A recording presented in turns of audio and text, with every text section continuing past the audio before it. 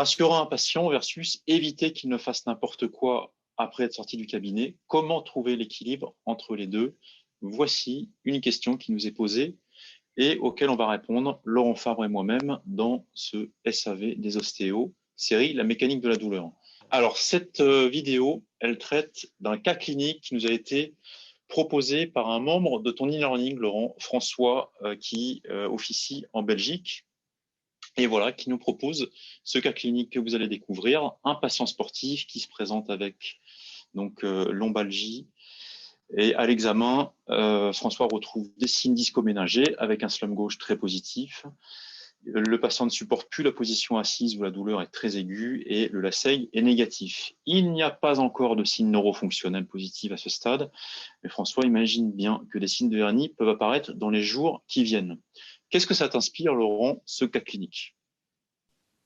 Bah écoute, je trouve que c'est un super cas clinique parce que c'est un cas clinique qui arrive en fait. Et moi, ça m'est arrivé d'avoir ce genre de cas où l'examen, on se dit c'est juste une douleur nociceptive et puis après ça flambe derrière en fait. Alors ça m'arrive de moins en moins maintenant parce que effectivement quand on fait un examen neuro, on a plus d'idées sur comment sont les signes et tout de temps en temps, on a quand même des signes de perte de fonction du système nerveux avant que ça flambe, en fait. On en a au moins quelques-uns. Euh, soit une petite perte de force ou une petite perte de réflexe ou de la perte de sensibilité, mais généralement, on a quand même des signes précurseurs. Donc ça, c'est ça que ça m'inspire. Et donc, comment faire pour rassurer le patient? C'est déjà en faisant un examen comme il a été fait, hein, qui est relativement complet, un examen neuro qui dit qu'il y a rien ou qu'il y a quelque chose. Et en fonction, on dira au patient, là, il y a des signes, en l'occurrence, hein, si on suspecte une hernie discale, il y a des signes d'entorse de votre dos. Le dos, voilà, une entorse, c'est quelque chose qui va guérir. La particularité de cette entorse, c'est qu'effectivement, elle est à côté du système nerveux. Donc, aujourd'hui, on a vérifié et tout va bien. Mais du coup, on va vérifier régulièrement que tout continue à aller bien. Et si ça change, on changera de stratégie. Mais généralement, ce genre de hernie guérit relativement bien. Et puis, on peut donner des chiffres, par exemple, hein. On peut dire que les hernies les plus graves guérissent toutes seules dans 98% des cas.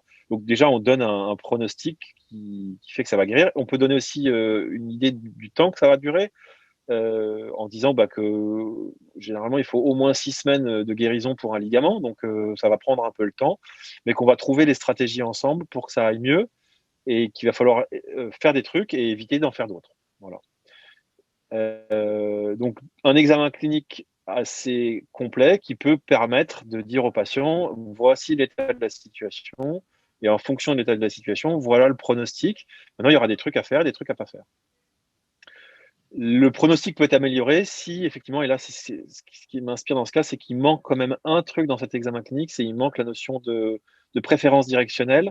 C'est-à-dire que est-ce qu'il y a une direction qui améliore le symptôme ou qui l'aggrave, avec des signes de centralisation ou de périphérisation de la douleur.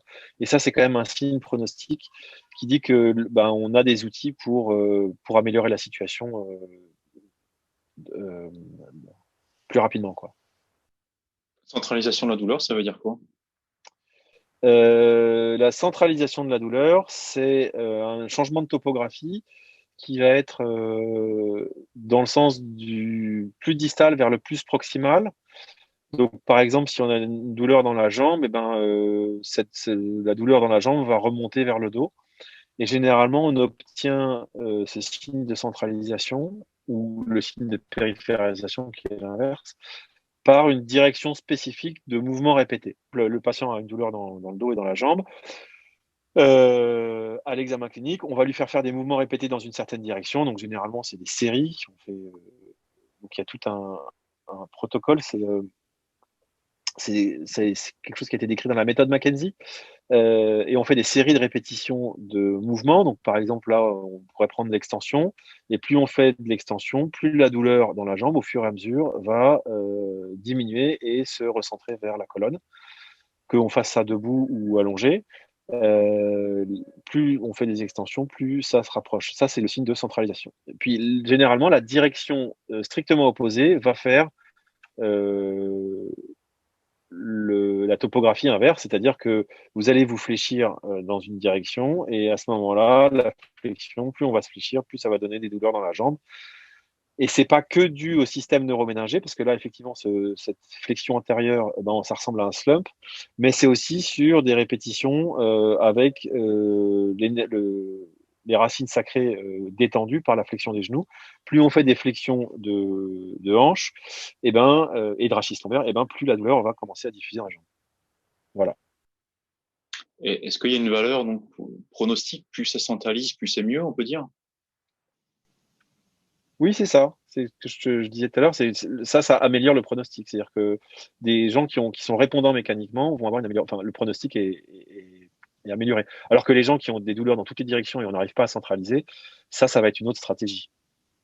Il faudra quand même rassurer le patient en disant ça va s'améliorer, ça va prendre du temps parce que pour l'instant, on n'a pas de position qui arrive à soulager la douleur. Est-ce que c'est un outil dont tu peux te servir à distance, par exemple, lors d'une consultation, d'une demande de conseil par téléphone? Alors, demande de conseil, Avec un patient que tu généralement, il connais, y a hein, quand bien même besoin sûr. d'un examen neuro. Ouais, alors c'est ça. Et donc, c'est pas que j'utilise pas que ça hein, dans une consultation à distance. T'as mon cousin qui était aux États-Unis là avant le confinement, qui s'est retrouvé avec une hernie discale. Ben, j'ai demandé à sa femme de m'aider à faire un examen neuro à distance et je lui ai demandé de faire ses mouvements répétés pour effectivement parce qu'il avait une préférence directionnelle qui a permis d'améliorer la situation. Eh ben, écoute, merci pour cet apport. Donc voilà, François, j'espère que ça t'aura aidé. Et puis l'idée, c'est de rajouter cette notion de préférence directionnelle dans le compte-rendu de cas cliniques et de partage avec éventuellement vos référents et collègues dans l'idée d'une prise en charge à plusieurs, si parfois ça vous arrive. Ça nous intéresse de savoir comment vous faites, vous. Est-ce que vous avez une autre expérience, d'autres outils qui permettent de trouver cet équilibre entre rassurance et puis laisser repartir le patient avec le meilleur niveau d'information pour qu'il évite la blessure, la surblessure, la surirritation. Donc, merci de partager vos commentaires sous la vidéo. Et puis, pour la suite, n'hésitez pas aussi à continuer à poser vos questions.